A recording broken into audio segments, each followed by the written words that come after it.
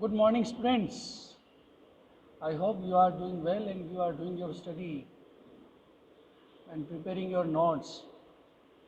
So, students, let me turn on my camera so you can see my face also. Thank you, students. I'm in classroom. So, students, we were discussing about the 1857 revolution. The 1857 revolution क्या था? हम लोग discuss कर रहे थे कि Indian history और specially in modern Indian history का एक ऐसा टॉपिक है जो कभी भी नेग्लेक्ट नहीं किया जा सकता, कभी डिनाई नहीं किया जा सकता है, जिसने इंडियन नेशनल मूवमेंट की बेस बनाए उसने पूरा। जैसे कि आज कुछ भी अगर हम बिल्डिंग ऊंचा बनाते हैं उसके लिए उसके पहले नींव खोदते हैं, उसका बेसमेंट बनाना पड़ता है। तो उसका जो नींव होता था वो बनाया था 1857 रिवोल्यूशन। उसके बाद ही ब्रिटिश गवर्नमेंट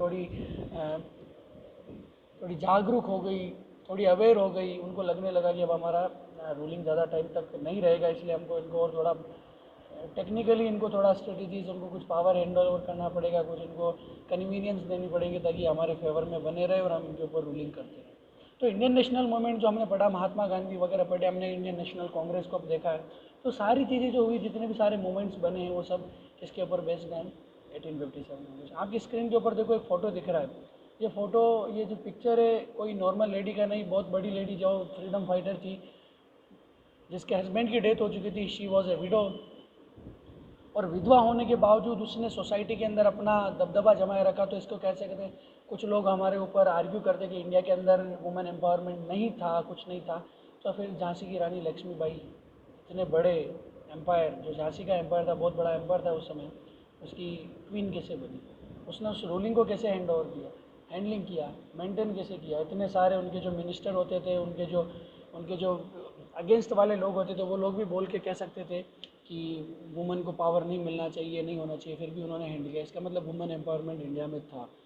तो झांसी की रानी लक्ष्मीबाई की स्टोरी मैं आपको सुना देता हूँ। फ़ोटो से मेरे को याद है कि इनके हस्बैंड जो थे गंगाधर राव, तो इनकी डेथ हो चुकी थी गंगाधर की। तो इनका कोई बच्चा नहीं था, तो इन्होंने एक बच्चा गोद ले लिया था। ठीक है, तो जब उन्होंने गोद ले लिया बच्चे को, एक जो उनका चाइल्ड गोद ले लिया, तो फिर उसको बोला कि he will be the next ruler of Jhansi. लेकिन जो डलहौजी था उसने एक पॉलिसी निकाला था एक, कि जो गोद होता है, जो गोद यानी जो उसको डॉक्ट्रिन ऑफ लेप्स, क्या बोला जाता है इसको? Doctrine of lapse. कौन सी स्ट्रेटेजी थी ये? डॉक्ट्रिन ऑफ लेप्स, यानी कि कोई भी गोद निषेध नीति, यानी कोई भी, अगर कोई भी राजा अगर मर जाता है बिना संतान के, या उसका कोई बेटा नहीं होता है, तो लोग क्या करते थे, कोई भी एक बच्चे को गोद ले लेते थे। वेदर ही वॉज फ्रॉम दासी के पुत्र हो सकते हैं, या उसके भाई के पुत्र, या कोई भी और अनेक छोटे छोटे बच्चे हो सकते थे, तो उनको गोद ले लेते थे और बोले थे कि he will be the ruler. तो उन्होंने भी एक बच्चे को गोद ले लिया था, और गोद लेने के बाद क्या कहा कि ये रूलर बनेगा। मर गया उसके बाद उनके जो लोगों ने डिसाइड कर लिया। लेकिन डलहौजी ने एक रूल निकाला था कि डॉक्ट्रिन ऑफ लेप्स के थ्रू कोई भी गोद नहीं लेगा, और अगर कोई भी राजा ऐसे मर जाता है बिना कोई भी अपना उत्तराधिकारी छोड़े, तो वो राज्य किस में मिला दिया जाएगा? British government. तो फिर इसके आगे हम देखते हैं। तो फिर उसके बाद उनके बीच में फोर्ट हुआ, उन्होंने झांसी को हड़प लिया। झांसी की रानी लक्ष्मीबाई उनके साथ खूब लड़ी, 1857 तक लड़ी। 1858 में जाके उनकी डेथ हो गई। और डेथ नहीं हुई थी, उन्होंने क्या किया अपने आप को, जो क्योंकि शी वॉज ए वुमन, तो अपने आप को ब्रिटिश जो आर्मी के लोग थे, मेन थे, उनके हाथों में सौंपने की बजाय उसने अपने आप को, अपने आप मरना पसंद किया, और अपने को उनके हाथों में देने की बजाय सरेंडर नहीं किया उन्होंने।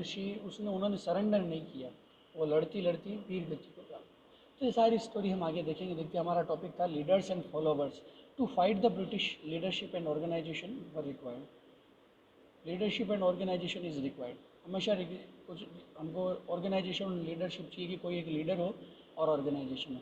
तो हम देखते हैं कि क्या हुआ था। हमने स्टार्ट किया मेरठ के अंदर। तो मेरठ के अंदर क्या हुआ स्टूडेंट्स की, जब उन्होंने 10th ऑफ मई को उन्होंने रिवॉल्यूशन रेबल स्टार्ट किया, तो वो लोग वहाँ से लड़ते लड़ते 11th मई को कहाँ पहुँच गए? दिल्ली के अंदर। दिल्ली के अंदर जाके उन्होंने पूरे दिल्ली को खाली कर दिया।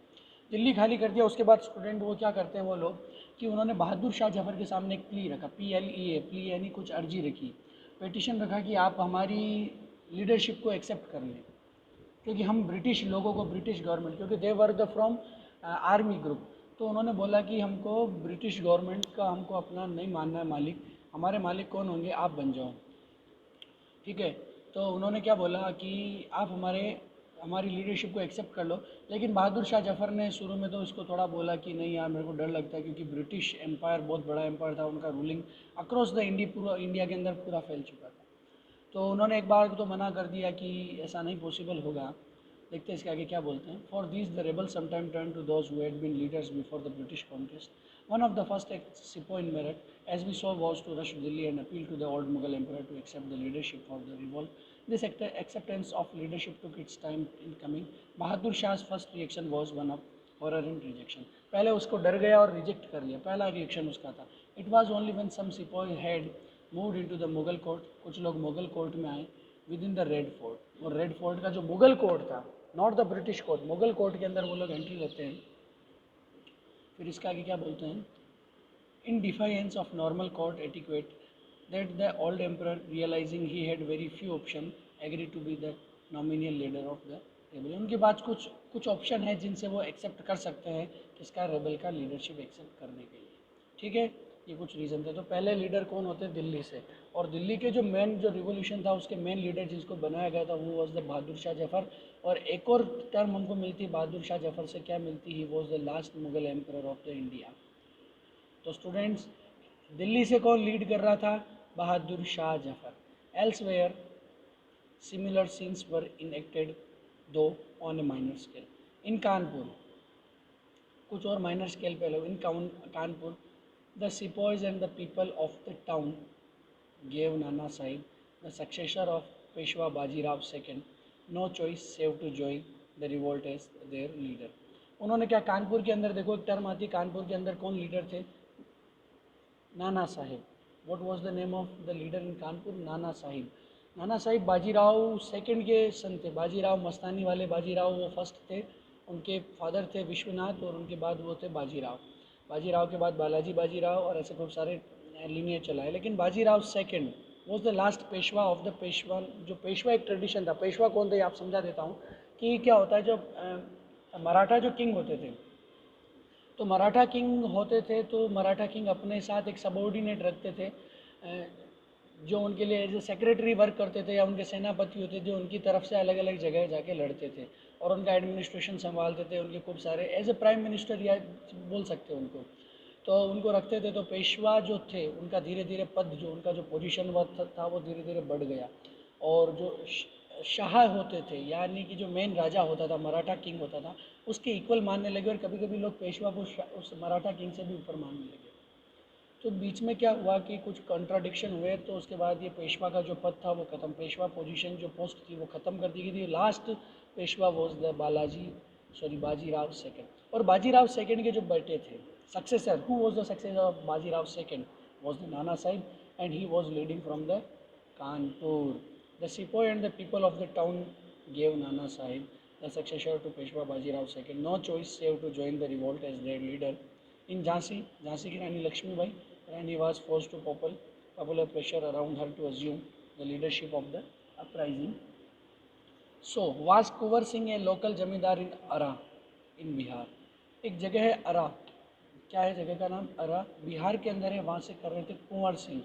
बहुत इंपॉर्टेंट नाम आता है कुंवर सिंह का। कुंवर सिंह कहाँ से लीड कर रहे थे, बिहार से। और बिहार में कौन सी जगह, अरा, अरा बोलते हैं, ARARAH, अरा, इन बिहार। इन Awadh, where the displacement of popular Nawab Wajid Ali Shah and the annexation of the state were still very fresh in the memory of the people। क्या हुआ था कि नवाब वाजिद अली शाह कहाँ का रूलर था, अवध का। अवध का नवाब, नवाब यानी टाइप ऑफ मालिक कह सकते हैं, but he was not the actual मालिक, वो एक्चुअल रूलर नहीं था, लेकिन रूलर था वो। देखा जाए तो पूरा जो नवाब पद क्या होते थे, मुग़ल एम्पायर ने क्रिएट किए थे। तो मुग़ल एम्पायर क्या करते थे, अपने आप को जब प्रोविंसेस में, जब वो अपने किंगडम को डिवाइड करते थे, तो प्रोविंसेस को जब अपने किंगडम में उन्होंने डिवाइड किया, तो कुछ छोटे छोटे रूलर उन्होंने एस्टेब्लिश कर दिए। और नवाब क्या होते थे, जब सम्राट होता है, एक टाइम आती सम्राट या बादशाह, वो पूरे इंडिया के होते थे। लेकिन नवाब छोटे छोटे कंटिनेंट्स या छोटे टेरिटरी के जो रूलर होते थे, फ्री रूलर, जिन्होंने अपने आप को फ्री कर दिया, वो रूलर थे नवाब। तो ऐसा ही एक नवाब था अवध का, जिसका नाम था वाजिद अली शाह। उस वाजिद अली शाह ने कहाँ से लीड किया, he was leaded from the Awadh. Awadh में क्या हुआ, मैंने जैसे आपको लास्ट वीडियो के अंदर बताया था कि अवध के ऊपर उन्होंने अटैक कर दिया। अटैक करके उन्होंने बोल दिया कि आपको रूलिंग करना नहीं आता है। डलहौजी ने अवध के ऊपर अटैक करके क्या बोला, अटैक करने का नहीं, उन्होंने लड़ाई नहीं लड़ी, लेकिन उनके पास खिलाफ एक पैमाना फरमान निकाल दिया, एक नोटिस मेमोरेंडम निकाल दिया कि you are not good in leader in ruling. तो अब लोग आपका जो रूलिंग है अवध का वो कौन सीज़ कर रहा है, ब्रिटिश गवर्नमेंट सीज़ कर रहा है। तो ब्रिटिश गवर्नमेंट ने उसको निकाल फेंका और अपना रूलिंग जमा दिया।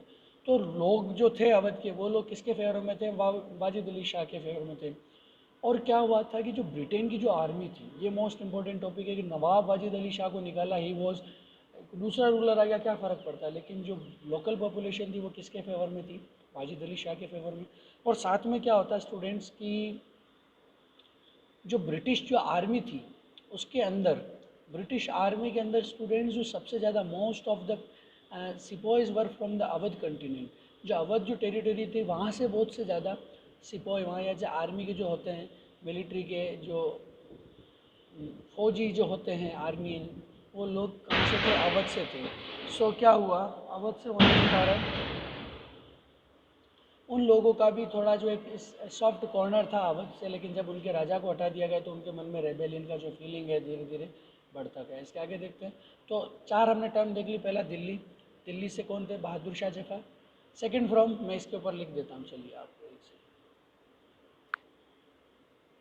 देखिए, from Delhi, was Delhi from Bahadur Shah Zafar, BSJ, बहादुर शाह जफर। इसको जेड भी जेड बोला जाएगा, ठीक है। दिल्ली से हो गया। लखनऊ से, लखनऊ अभी नाम नहीं आया, ठीक है। अभी हम देखेंगे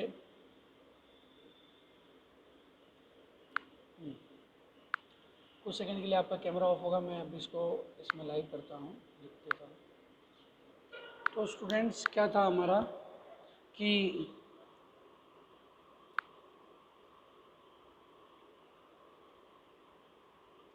दिल्ली से हम लोग देख रहे थे, who was from Delhi, he was बहादुर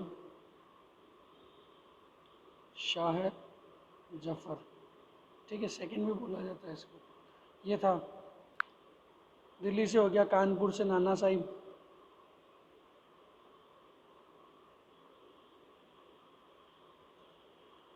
झांसी से लक्ष्मीबाई,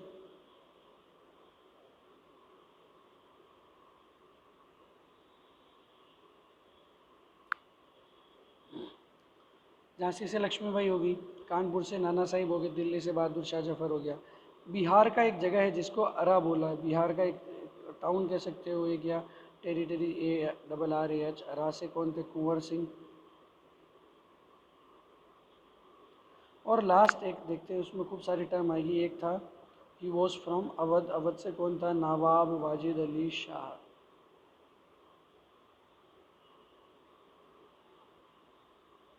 नवाब वाजिद अली शाह। आगे आएगी, उसका टाइम पे मैं लिख देता हूँ लखनऊ। अपन पढ़ेंगे लखनऊ, LUCKNOW, लखनऊ। तो लखनऊ से कौन थे, बिजरिस कादिर, क्या नाम है, बिजरिस कादिर, और उसकी माँ बेगम हजरत महल।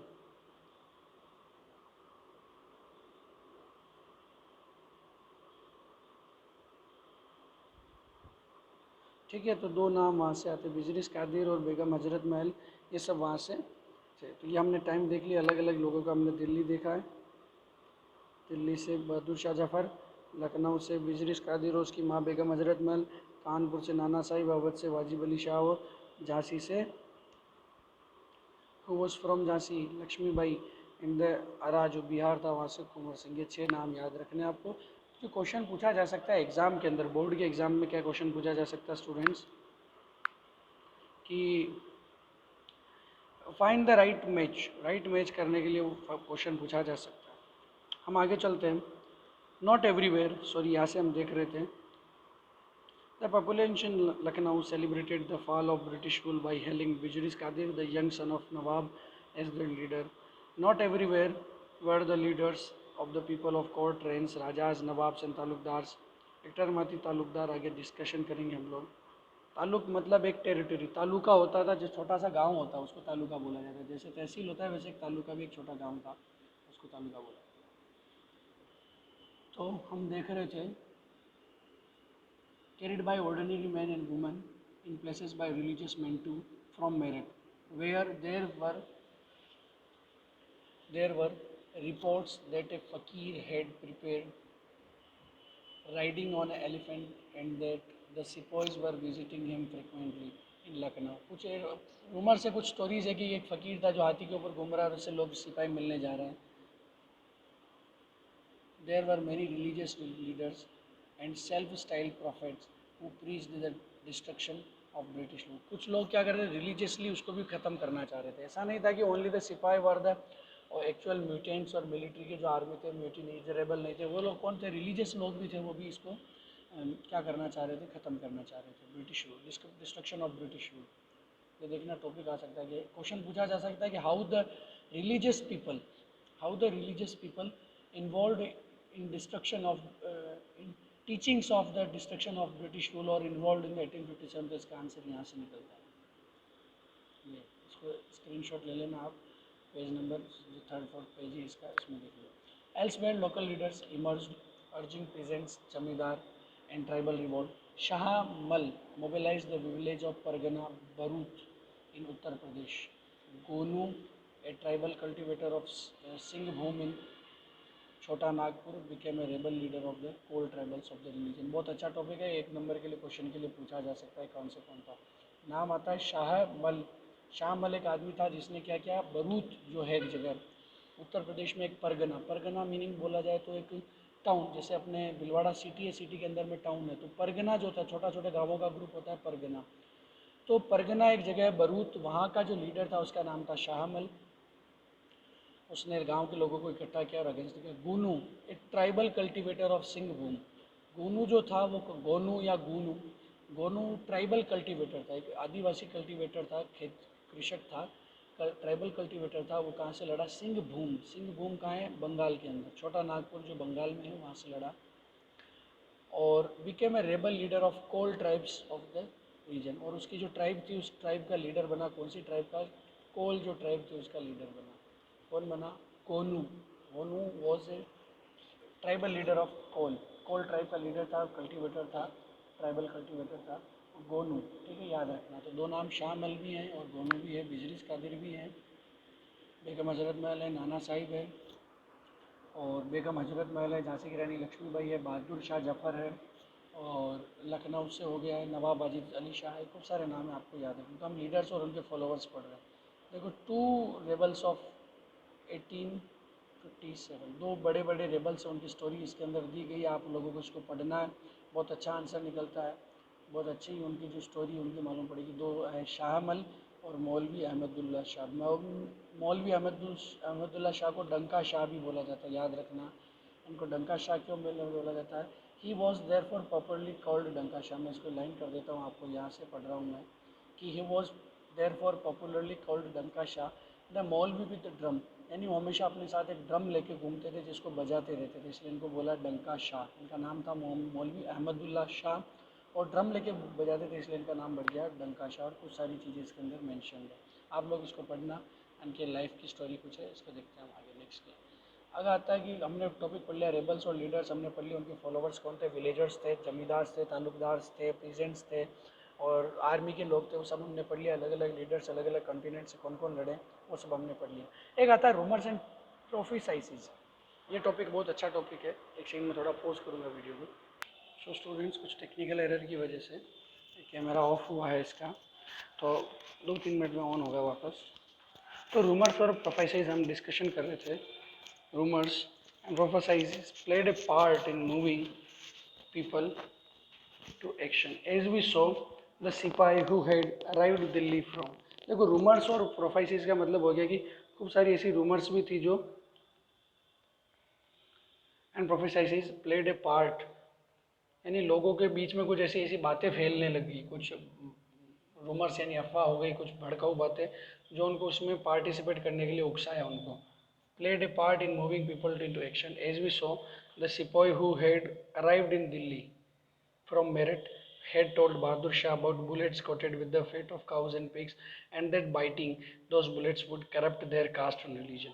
ये बात थी जो किसको बोली, बहादुर शाह जफर को उन्होंने बोली कि जो हमको बंदूक जो मिली द न्यू राइफल, उसके कार्टेजेज है, उसके ऊपर फेट लगा है किसका, काऊ और पिग का, वो हमारे रिलीजन और कास्ट को बिगाड़ देगा, इसलिए हम लोग ये नई यूज़ में लेंगे और हमने एक रेबल स्टार्ट किया जिसको आपको लीडिंग करना है. They were referring to the cartridges of Enfield rifles which had been given to them. The British tried to explain to the sepoys that this was not the case, but the rumor that the new cartridges were greased with the fat of the cows and pigs spread like wildfire across the sepoy lines of North India. फिर बाद में उन्होंने खूब समझाया British लोगों ने कि ऐसा नहीं है, झूठ बात है, ये अफवाह है कि इसके अंदर काऊ और पिग का फेट मिला हुआ है, ऐसा नहीं है. लेकिन ये बात ऐसी थी जो रिलीजन के ऊपर जो बात होती है वो हम अभी भी देखते हैं. अगर कोई भी धर्म से रिलेटेड कोई भी बात एक कोने में हो गई तो पूरे, अब तो सोशल मीडिया और व्हाट्सअप वगैरह इतना पावरफुल हो चुका है कि ये बात बहुत इजीली पहुंच जाती है. तो उस समय भी बहुत फास्ट था, ये लोग एक दूसरे को बोलने लगे कि वहाँ पर उसके अंदर ये मिला है वो मिला है. तो रूमर्स और प्रोफेसाइसिस इतनी पावरफुल थी कि उन्होंने लोगों को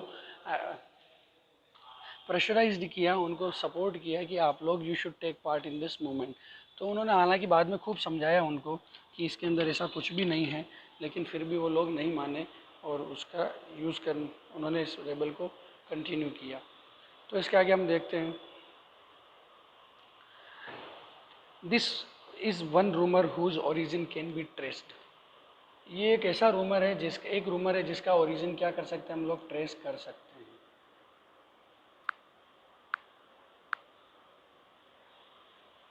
तो students, this is the one rumour whose origin can be traced.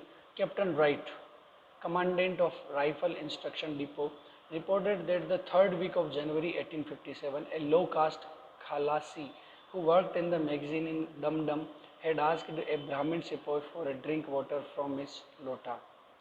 The sepoy had refusing, saying that lower caste touch would defile the lota. The Khalasi had reportedly retorted, "You will soon lose your caste as ere long you will have to bite cartridges covered with the fat of cows and pigs. एक story है जो मंगल पांडे जो movie आई थी उसके अंदर भी ये story दिखाई गई कि उसके अंदर एक काम करने वाला जो सफाई करने वाला होता है तो वो पानी का लोटा उसको पिलाने लगता है, उसको बोलता है कि इसमें पानी रखा है तो उसको पी ले.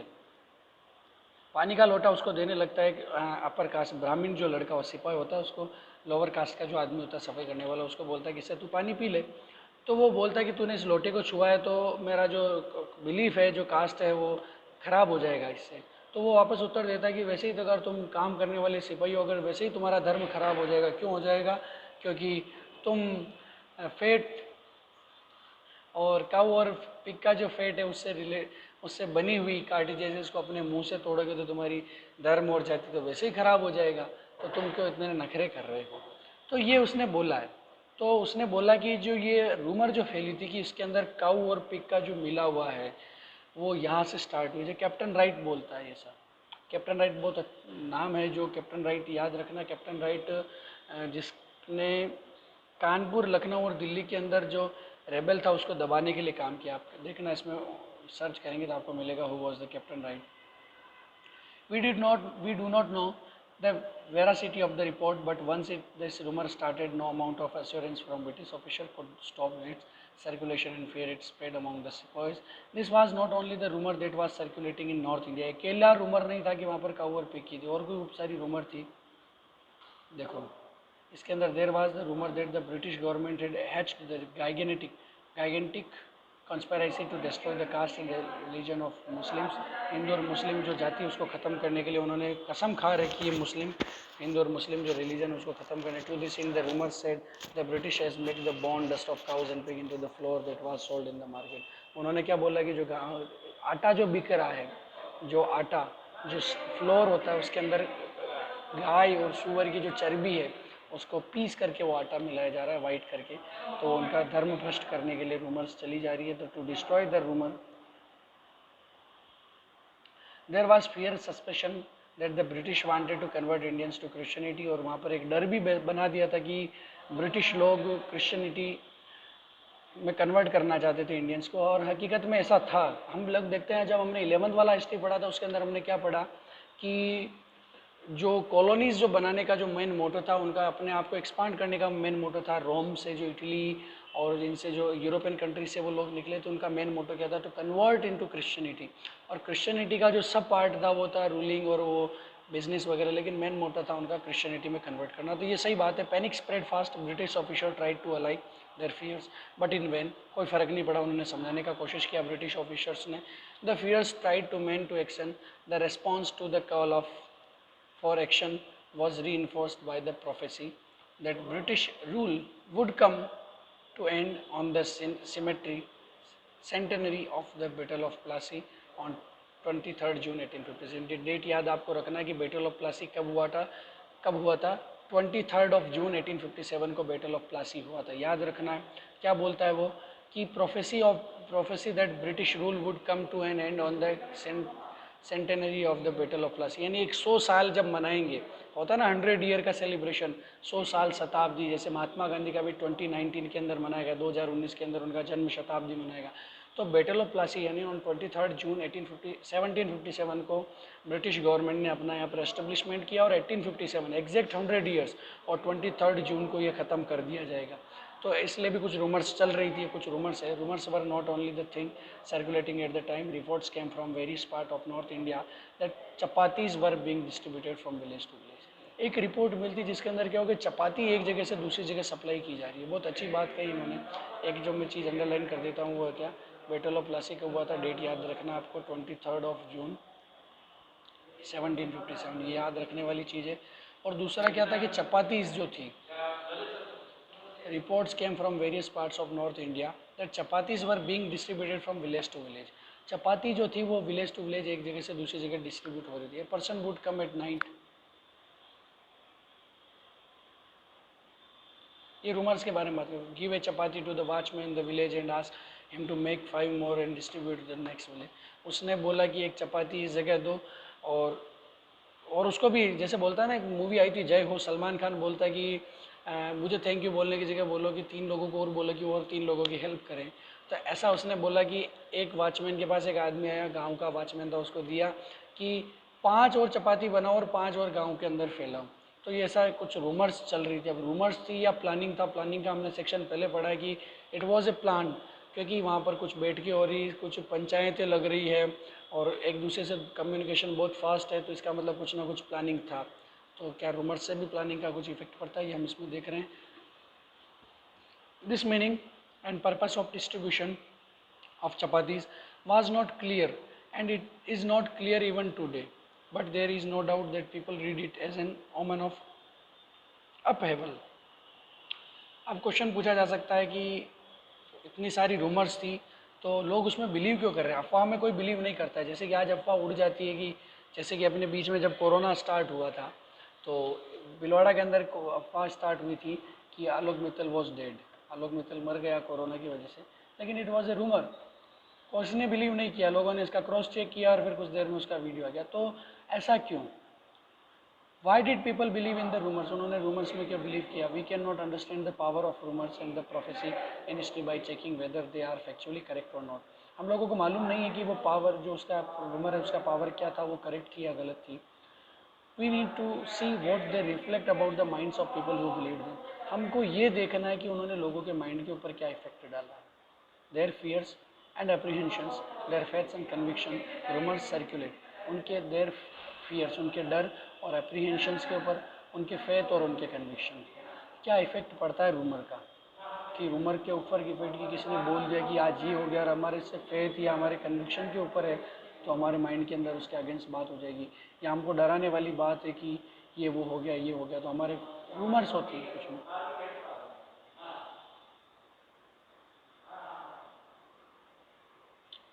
इसके आगे देखते हैं। Rumors circulate only when they resonate with the deeper fears and suspicion of people. The rumors in 1857 began to make sense when seen in the context of the policies of the British pursued from the late 1820s. As you know, from the late time, under the leadership of Governor General Lord William Bentinck, important नाम है William Bentinck. William Bentinck was became the governor general, not viceroy. एक term आती governor general और viceroy. How these two terms are different from each other. कैसे देखा जा सकता है कि वाइसरॉय और गवर्नर जनरल में क्या था. It was the same post, एक ही पोस्ट था, लेकिन इनके नाम अलग चेंज करके क्यों बोला जाता है. तो देखना गवर्नर जनरल जो था, गवर्नर जनरल जो था वो ईस्ट इंडिया कंपनी का जो मेन हेड होता था उसको बोला जाता था. यानी ईस्ट इंडिया कंपनी की तरफ से हायर जो इंडिया के अंदर रूलिंग कर रहा था उसको बोला जाता गवर्नर जनरल. और गवर्नर जनरल का जो पोस्ट था वो 1857 में ख़त्म कर दिया गया. कब ख़त्म कर दिया गया? 1857 में. और इसका नाम बदल के इसको क्या कर दिया गया? वायसरॉय. तो अगर कभी भी याद आता है, क्वेश्चन पूछा जा सकता है, वायसरॉय जो था वो 1857 से लेकर 1947 तक चला. और last B C V Rajagopalachari, C Rajagopalachari was the last Indian viceroy. तो वॉइसरॉय 1857 के बाद जो टर्म बनी, एक ही पोस्ट थी लेकिन इनके नाम चेंज कर दिए गए. तो याद रखना है 1857 से जितने पहले जो लीडर्स होंगे उनके गवर्नर जनरल नाम होगा. तो विलियम बेंटिक्स आया था 1829 के अंदर. इंडिया का क्या बनता है? वो गवर्नर जनरल बनता है. उसने खूब सारी पॉलिसीज़ थी, यानी ब्रिटिश लोगों की पॉलिसी थी कि उन्होंने इंडिया को रिफॉर्म करना चाहा, यानी इंडिया को सुधारना चाहा. लेकिन इंडिया के जो फेथ, जैसे हमने पढ़ा ना कि रूमर्स अगर कभी भी आपके फेथ, आपके कन्विक्शन, आपके फियर के ऊपर है तो वो आपके अगेंस्ट होंगे. तो उन्होंने इंडिया के कन्विक्शन, फेथ के ऊपर उन्होंने सीधा अटैक किया था, इसलिए वो लोग इसके अंदर बिलीव करने लगे थे. तो देखते हैं उन्होंने क्या बोला. Reforming Indian society by introducing western education. उन्होंने वेस्टर्न एजुकेशन को इंडिया में इम्प्लाई किया. लेकिन इंडिया के अंदर इम्प्लाई करने का मतलब वेस्टर्न एजुकेशन को जैसे उन्होंने इंडिया में अप्लाई किया, तो यहाँ का जो बेसिक ट्रेडिशन था वो गुरुकुल और मदरसे का था. मुगल एम्पायर के बाद मदरसा स्टार्ट होता है, गुरुकुल उसके पहले वाला था. तो दोनों को उन्होंने ख़त्म कर दिया. इसका मतलब क्या? रिलीजियस बिलीफ और उनका जो फेथ था, उनका जो पढ़ाई का एजुकेशन टेक्निक था उसको ख़त्म किया. इसलिए वो डर गए कि ये लोग क्रिश्चियन बनाना चाहते. आगे देखते एक और उन्होंने क्या बोला है. Western ideas in western institution. उनके दिमाग के जो आइडियाज़ हों वो कैसे सोचें? वेस्टर्न तरीके से सोचें. और वेस्टर्न इंस्टीट्यूशन, और उनके जो इंस्टीट्यूशन होने चाहिए वो भी कैसे होने चाहिए? वेस्टर्न ही होने चाहिए. With the cooperation of section of Indian society they set up English medium school, colleges and university. उन्होंने इंग्लिश मीडियम स्कूल खोले, इंग्लिश मीडियम कॉलेज खोले और इंस्टीट्यूशन खोले. क्यों? क्योंकि वो चाहते थे कि ये लोग सोचें, करें, जो भी करें वेस्टर्न तरीक़ों से करें.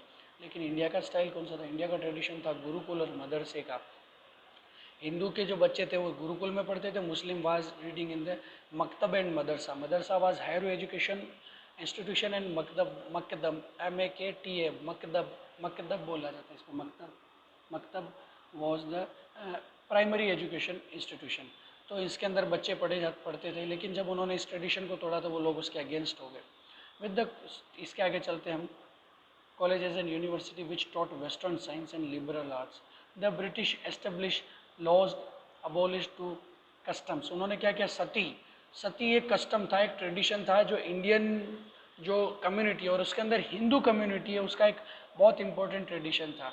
लेकिन इसके अंदर धीरे धीरे क्या हुआ, पहले टाइम पीरियड के बाद में क्या होने लगा कि इसको वुमेन को प्रेशराइज्ड किया जाने लगा कि जब वो विडो हो जाएगी, उनका हस्बैंड की डेथ हो जाएगी, तो उनको प्रेशराइज्ड करके उनके साथ जलने के लिए उनको मजबूर कर दिया जाता था. तो इस ट्रेडिशन को ख़त्म करना ज़रूरी था. लेकिन ये ट्रेडिशन अगर देखा जाए तो इस कॉन्टेक्स्ट के ऊपर बहुत सारी डिबेट हो सकती है. हमको डिबेट में नहीं उलझना है, हमको हमारा टाइप देखना है कि क्या हुआ 1829 के अंदर. विलियम बेंटिक ने, राजा राम मोहन राय, एक नाम आता है राजा राम मोहन राय, इंडिया के पहले समाज सुधारक, रिफॉर्म जो थे, सोसाइटी के रिफॉर्मर्स थे, उसके फर्स्ट थे राजा राम मोहन राय. उनके साथ मिलकर उन्होंने 1829 के अंदर, व्हाट वाज द डेट और what was the year? 1829. It was 1829. उन्होंने जो सती कस्टम था, जो सती का जो कस्टम था उसको प्रोहिबिटेड कर दिया, उसको मना कर दिया, उसको नकार दिया. और उन्होंने ईश्वर चंद विद्यासागर, एक टर्म आती ईश्वर चंद विद्यासागर, राजा राममोहन रॉय के साथ उन्होंने सती रिफॉर्म किया. और ईश्वर चंद विद्यासागर के साथ उन्होंने जो विडो मैरिज का जो एक्ट था, हिंदू के अंदर विडो मैरिज प्रोहिबिटेड थी, यानी कि विधवा होने के बाद वापस पुनर्विवाह नहीं हो सकता, रीमैरिज नहीं हो सकती. लेकिन उन्होंने ईश्वर चंद विद्यासागर के साथ मिलकर इस नियम को भी फॉलो करवाया. इट वाज एक्टेड इन 1835 और 33. इट वाज नॉट एक्यूरेट, देखना पड़ेगा. लेकिन इसी उन्होंने क्या था, विलियम बेंटिक ने सीधा अटैक किया तो लोग घबरा गए. कैसे घबरा गए? पहला तो उन्होंने उनके गुरुकुल और मकदब मदरसे वाला जो ट्रेडिशन था उसको ख़त्म किया. फिर उन्होंने हिंदू के जो ट्रेडिशन थे उनके ऊपर सीधा अटैक किया. जो उनके रूल्स एंड रेगुलेशन, जो लॉ कंडक्ट बने थे, उनको ख़त्म करना चाहे तो लोग उससे डर गए. सो स्टूडेंट्स, इसके आगे वाली क्लास हम यहीं पे स्टॉप करेंगे। अगली वाली क्लास के अंदर हम डिस्कशन करेंगे अगले वाले कुछ टॉपिक्स हमारे जो बचे हैं। तो students, thank you so much. Prepare your notes regularly and do your test. Test के अंदर कुछ 10-12 बच्चों के रिस्पॉन्स आए, उस रिस्पॉन्स को मैंने अवेलेबल करा दिया, स्क्रीनशॉट में आपको भेज दूंगा। लेकिन बाकी बच्चों का नहीं आ रहा है, क्लास में नहीं आ रहे हैं, तो आप लोग क्लास में आवे और घर पे बने रहो। कोरोना अब थोड़ा लेवल बढ़ रहा है धीरे धीरे, तो उसमें बचो। Thank you so much students, meet you next class.